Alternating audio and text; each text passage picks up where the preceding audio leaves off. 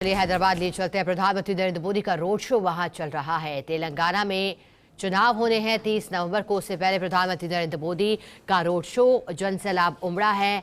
तेलंगाना में 2 सभाएं भी प्रधानमंत्री नरेंद्र मोदी की ओर से की गई। महबूबाबाद में जनसभा का आयोजन किया गया। इसके बाद ये तस्वीरें हैं, देखिए प्रधानमंत्री नरेंद्र मोदी आपको दिखाई दे रहे हैं। रोड शो के दौरान कई किलोमीटर का सफर तय किया जाएगा और कोशिश रहेगी समीकरणों को बदलने की। प्रधानमंत्री नरेंद्र मोदी स्टार प्रचारक के तौर पर बीजेपी की ओर से ताबड़तोड़ सभाएं कर रहे हैं। इससे पहले राजस्थान में चुनाव हुए थे। 5 चुनावी राज्यों में अब तेलंगाना शेष रहा है जहां चुनाव होने हैं 30 नवंबर को।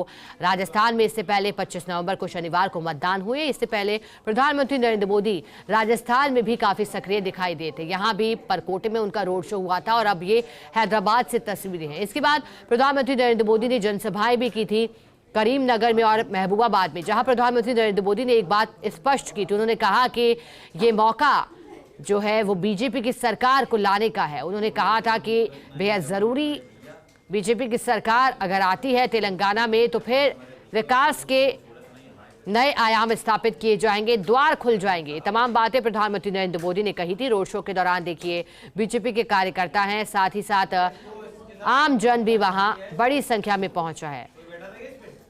बुजुर्ग, महिलाएं, पुरुष और बड़ी संख्या में युवा लोग भी पहुंचे हैं। युवा वोटरों पर फोकस है खासतौर पर, क्योंकि इस बार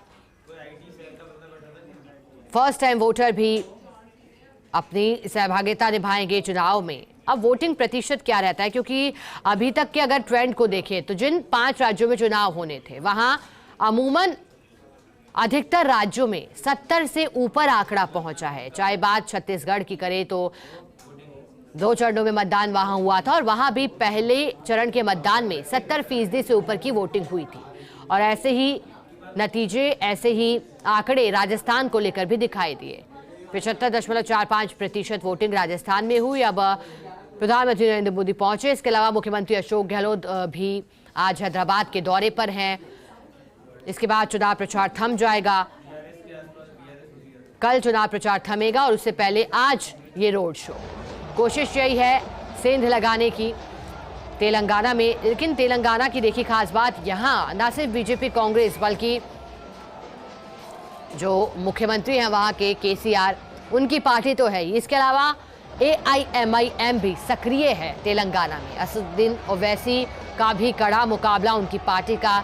उन्होंने भी चुनाव लड़ने की तैयारी की है, प्रत्याशियों को उतारा है मैदान में। तो यहाँ त्रिकोणीय नहीं बल्कि चहुतरफा मुकाबला दिखाई दे रहा है। कड़ी टक्कर पार्टियां एक दूसरे को दे रही हैं, अपने अपने दावे किए जा रहे हैं।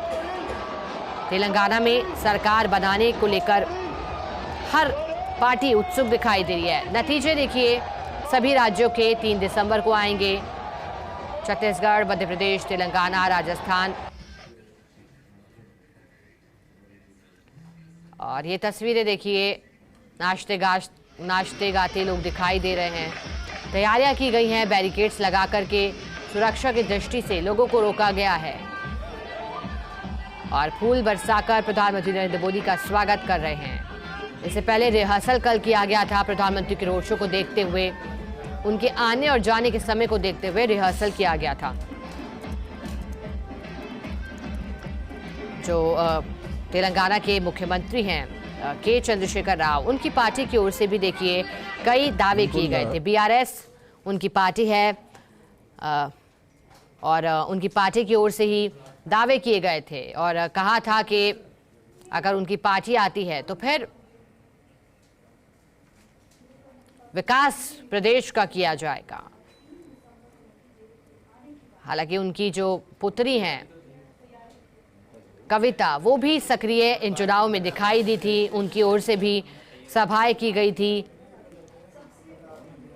और PM प्रधानमंत्री नरेंद्र मोदी पहुंचे हैं, जनसभा उन्होंने की है। और अब नेशनल पॉलिटिक्स में जिस तरह से के चंद्रशेखर राव भी दिखाई दे रहे हैं, लेकिन अब कोशिश यही है कि एक बार फिर सत्ता में वापसी हो। नज़र 2023 नहीं बल्कि 24 को लेकर बीजेपी की है। ये रोड शो के माध्यम से न सिर्फ विधानसभा चुनाव में बल्कि लोकसभा चुनाव के लिए भी जनता को साधने का प्रयास किया जा रहा है और सेंध लगाने की कोशिश खास तौर पर उन इलाकों में जहां मजबूती से बीआरएस या फिर अन्य पार्टियां खड़ी हुई हैं।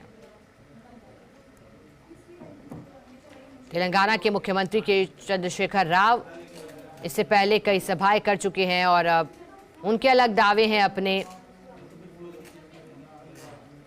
केसीआर के नाम से वो मशहूर है, लेकिन प्रधानमंत्री नरेंद्र मोदी का ये रोड शो, बीजेपी लगातार ये दावा करती है कि प्रधानमंत्री नरेंद्र मोदी का जो चेहरा लोकप्रिय है, 2014 में जिस तरह से मोदी लहर दिखाई दी थी और एक बार फिर उन्हें प्रचारक के तौर पर मैदान में सबसे पहले पंक्ति में रखा है बीजेपी नेताओं ने। और प्रधानमंत्री नरेंद्र मोदी हर चुनावी राज्य में पहुंचे थे और प्रचार थमने से एक दिन पूर्व अभी तक का जो ट्रेंड रहा है, प्रधानमंत्री नरेंद्र मोदी वहां रोड शो भी करते हुए दिखाई दिए हैं। और जो इलाका चिन्हित किया जाता है, जिस क्षेत्र में प्रधानमंत्री नरेंद्र मोदी पहुंचते हैं, वो क्षेत्र ऐसा जो एक बीजेपी के लिए चुनौती बन के सामने उभरता हुआ दिखाई दिया। और बीजेपी कोशिश करती है कि वहां सेंध लगाई जाए और बड़ी जीत वहां दर्ज की जाए।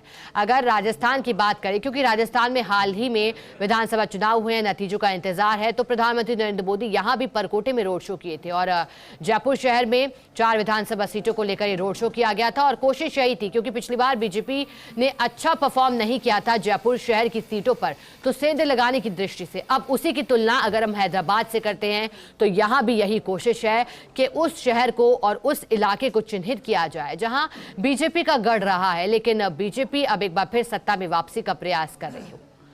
प्रधानमंत्री नरेंद्र मोदी तस्वीरों में आपको दिखाई दे रहे हैं।